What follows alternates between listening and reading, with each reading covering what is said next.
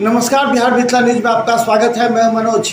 बता दें, supreme court के 3 तलाक के बाद महिलाओं को गुजारा भत्ता देने के बाद ये मुस्लिम पर्सनल लॉ बोर्ड और महिला मुस्लिम पर्सनल लॉ बोर्ड का विरोध, इसके अलावा पूरे देश में एक अलग सा माहौल तैयार करने का प्रयास किया जा रहा है। आज ये शाहबानो 2 केस है।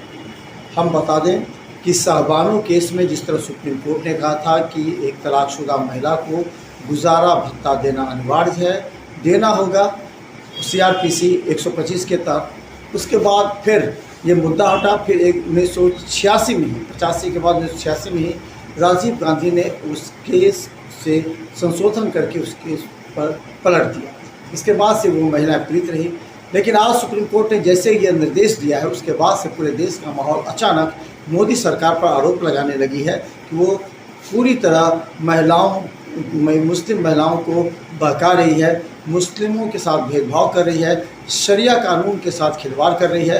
हम किसी भी कीमत पर नहीं मानेंगे, क्योंकि शरिया कानून में ये बातें नहीं है। इस पर हमने बात की है, चर्चा की है। अंबर इमाम हाशमी, जो कि व्यवहार न्यायालय के वरीय वकील हैं, उनसे बात की है। और दूसरी तरफ तनवीर हसन हैं, जो भी दरभंगा व्यवहार न्यायालय के वरीय वकील हैं। इन दोनों की राय सुनिए, उसके बाद आप खुद निर्णय लीजिए कि आखिर सुप्रीम कोर्ट के निर्देश के बाद क्या महिलाओं के साथ रोती बिलखती उन महिलाओं की जिनकी आंखों में आंसू हैं, उन महिलाओं को जो अपने 3-4 बच्चों को लेकर के भटक रही हैं, दर दर की ठोकरें खा रही हैं, और कब तक वो अपने मायके में निवास करेंगी, और मायके भी उस बच्ची का, बेटी का, और उन छोटे छोटे बच्चों के आंखों में आंसू देखकर उनके दिल में कितना दर्द होगा, ये कौन समझे। देखिए क्या कहते हैं दोनों वरी। नया फैसला क्या है? पहले ही था 125 में मेंटेनेंस था, और सुप्रीम कोर्ट का नया फैसला तो अभी फिलहाल उस पर तो स्टे है, पूरा क्लियर कॉन्सेप्ट नहीं आया है। सुप्रीम कोर्ट का जो नया फैसला है कि 3 तलाक देने के लिए जो प्रावधान है, 3 साल का जुर्माना है, सज़ा है, जुर्माना है, और जो महिला मतलब कि उनकी जो जिम्मेदारियां हैं, बच्चों की जिम्मेदारियां हैं, उसको उठानी पड़ी। पहले तो आपको बता दें, इस देश में कोई कानून नहीं। जो बेसिक चीज़ है, जो धर्म से जुड़ा हुआ मामला है, उसमें कोर्ट को इंटरफेरेंस नहीं करना चाहिए। अब जैसे जान लें आप, छोटी सी बात है, बिना धर्म के कोर्ट चलेगा नहीं। आप जाते हैं गवाही देने के लिए, तो पहला काम क्या करता है कोर्ट? कहता है आप कसम खाइए, जो कहेंगे सच कहेंगे, झूठ नहीं बोलेंगे, भगवान मेरी मदद करेंगे। तो बिना धर्म के कानून चला? बिना धर्म के कोर्ट चला? इस देश में न हिंदू धर्म का पालन हो रहा है, न इस्लामिक धर्म का पालन हो रहा है। तलाक का जो नियम है इस्लामिक लॉ में, वो दिया है 3 तरीका दिया तलाक का। पहला है तलाक अहसन, दूसरा है तलाक हसन, और तीसरा तलाक बिद्दत। तो 3 तलाक जो था, ट्रिपल तलाक जो था, वो 3rd ग्रेड का तलाक था, 1st और 2nd ग्रेड का तलाक नहीं था। यहाँ के मुसलमानों ने भी गलत किया, दारू पी के आ गए, ताड़ी पी के आ गए, बीवी से झगड़ा हुआ, 3 तलाक कर दिया। वो तलाक नहीं है। तलाक का लॉ किसके लिए बना है?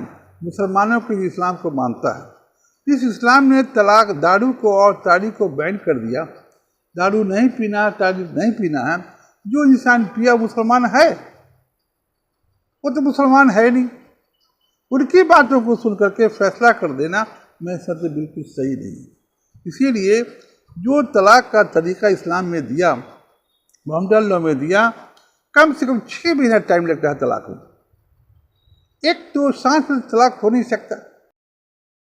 उन महिलाओं को तलाक बिल्कुल 3 तलाक होने के बाद, ऐसी महिलाएं जो 3 तलाक हो जाता है, उसमें लाभ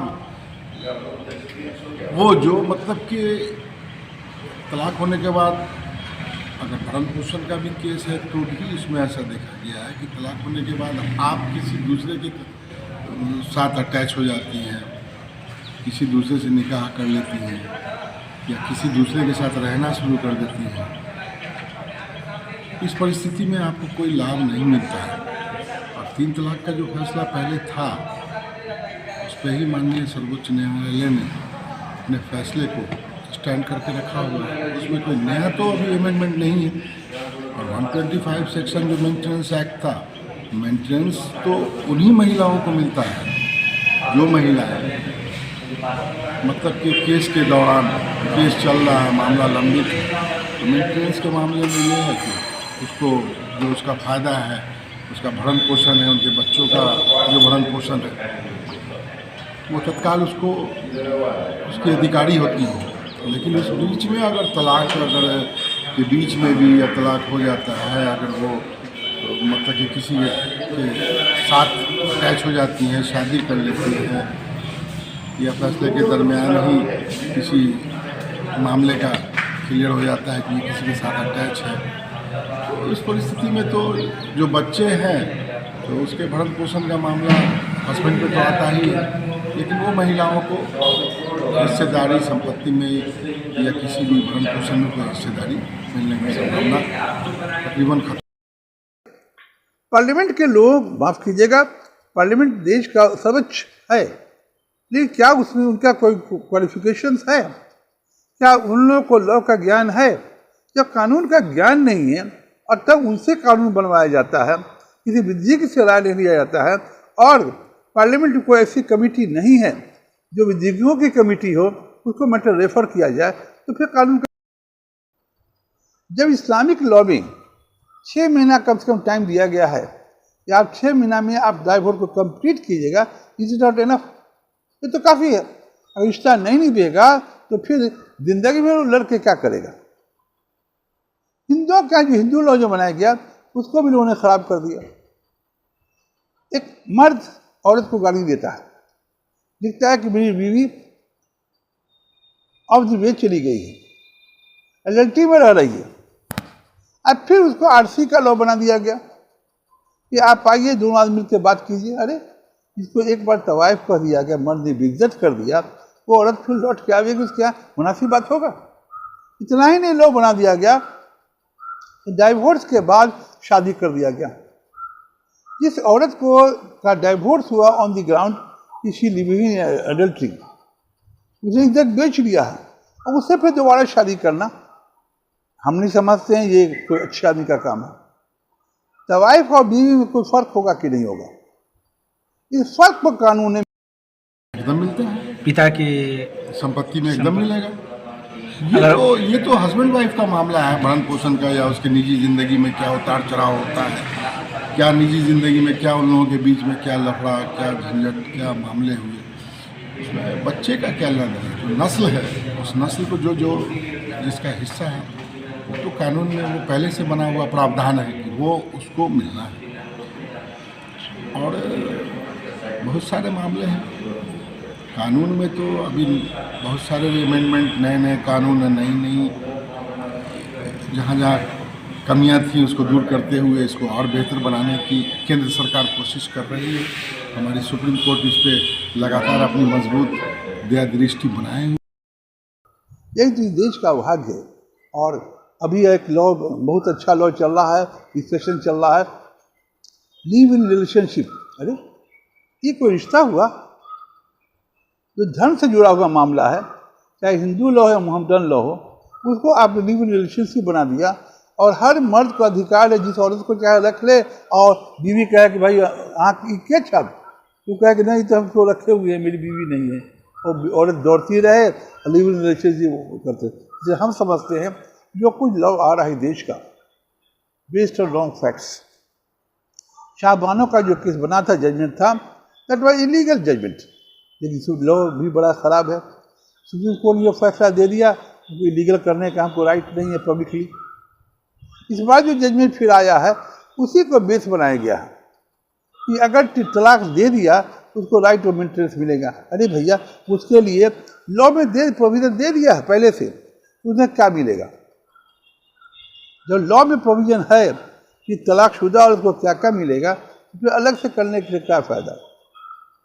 थर्डली, अगर सपोज कीजिए इसको डाइवोर्स कर दिया गया, आप मेंटेनेंस के कर देते हैं, प्रोवाइडेड वो रास्ते से बिदके नहीं। अगर वो लेडी रास्ते से बिदक जाती है, सही रास्ते पर नहीं रहती है, रिश्ता दूसरे से नाजायज जोड़ती है और हमसे खर्चा लेती है एक मुश्त गोलपति से, क्या ये प्रॉपर लॉ होगा? समाज को गंदा बनाने का प्रयास किया जा रहा है, समाज गंदा बन रहा है, समाज में गंदगियाँ फैलाई जा रही हैं। क्यों? इसलिए कि जो बड़े लोग हैं उनके यहाँ इन सब चीज़ों की कोई कीमत नहीं है। इज्जत तो गरीबों को है, इज्जत गरीब की बेटी को है, इज्जत गरीब के बेटा को है। वो लोग सोचते हैं कि ये सिर्फ अलग चीज़ है, इन्होंने कोई इन्वॉल्व नहीं होना चाहिए। बड़े लोगों के लिए क्या, और बड़े लोग कानून बना रहे हैं देश का। जैसे हम समझते हैं जो कुछ जजमेंट आ रहा है वो न मुसलमानों के पक्ष में है, न न्यायिक पक्ष में है, न सामाजिक पक्ष में है। वो 3 तलाक के फ़ायदे भी तो हुए हैं। 3 तलाक पहले बैठे बैठे लोग कहीं से भी कोई 3 तलाक दे देता था। उसके लिए जो अभी 3 तलाक में जो गवर्नमेंट ने और हमारे मतलब सरकार ने जो उसमें फैसला लिया, उससे तलाकशुदा महिलाओं को बहुत फ़ायदा भी हुआ है। और ऐसे ही लोग अब उठ के तलाक नहीं दे देते हैं, उसको डर होता है कि हमको सज़ा हो जाएगी, हमको पनिशमेंट हो जाएगा, जुर्माना हो जाएगा, हमको जिम्मेदारियाँ उठानी ही होगी। तो तलाक देने से अब ज़्यादातर लोग बच रहे हैं। और मुस्लिम महिलाओं को 3 तलाक पे जो कानून आया उससे बहुत फ़ायदा मिला है। भरण पोषण पे जो कानून था वो तो था, और उसमें और अच्छा अमेंडमेंट हो रहा है। सुप्रीम कोर्ट ने और अच्छा अमेंडमेंट किया। 125 सेक्शन मेंटेनेंस कानून में भी अच्छा बदलाव आया। और दूसरी बात ये है कि 3 तलाक से बहुत फ़ायदा हुआ। पहले फॉरेन में रहते थे, सऊदी, ब्रिटेन और इधर बहुत सारा मामला था 3 तलाक में। मुस्लिम महिलाओं को वहीं से बैठे कभी टेलीफोन पे तलाक दे दिया, सामने ना जो काजी निकाह पढ़ाने वाले मौजूद नहीं हैं, जो लोग समाज के पंच में जो लोग गवाह निकाह नामे पे दिए गए वो मौजूद नहीं हैं। बस फ़ोन उठाया, वीडियो कॉल का ज़माना है, टेक्नोलॉजी का सहारा लेके जाओ, तुमको तलाक दे दिया, तुमने हमको छोड़ दिया, हमने तुमको छोड़ दिया, बच्चा कहीं है, अपने कहीं है, वाइफ कहीं है, क्या है ये? अभी ये सब तो बहुत बड़े पैमाने पे सब पे रोक लगी है, बंद हुआ है। ये मुस्लिम महिलाओं के लिए खास करके एक बहुत बड़ा राहत है। हर उस बाप के लिए भी राहत है जिसके पास बेटियां हैं। बात कौन सुनेगा जिसको परिवार नहीं है? जिसने परिवार को देखा नहीं वो भारत का बड़ी पद पर है। विशेष रिस्पेक्ट देंगे, रिस्पेक्ट करेंगे प्रेसिडेंट ऑफ इंडिया और प्राइम मिनिस्टर ऑफ इंडिया और बिहार का मुख्यमंत्री। सारे लोग तो एक ही दिशा में जा रहे हैं। इनको परिवार नहीं, उनको परिवार नहीं, उनको परिवार नहीं। जिसे परिवार को नहीं देखा, आए दिन परिवारों की परेशानी को नहीं सुना, वो जजमेंट कैसे कर सकते? इसलिए हम इस आपके मिथिला मंच के माध्यम से भारत सरकार को, प्रेसिडेंट ऑफ इंडिया को आग्रह करते हैं, और इतना ही नहीं, जजेस से भी रिक्वेस्ट करते हैं कि ऐसा जजमेंट ना दें जिससे समाज में वैमनस्यता पैदा हो, समाज में कटुता पैदा हो, समाज के लोग न्याय के लिए वंचित हो जाएं। ऐसा जजमेंट नहीं होना चाहिए। इसलिए हम रिक्वेस्ट करेंगे राष्ट्रपति महोदय से इस सुप्रीम कोर्ट का जो फैसला भी हुआ है एनल करने के लिए इनेक्टमेंट किया जाए और न्याय। हम बड़ी महाराष्ट्रीय अधिवक्ता सिविल कोर्ट दौड़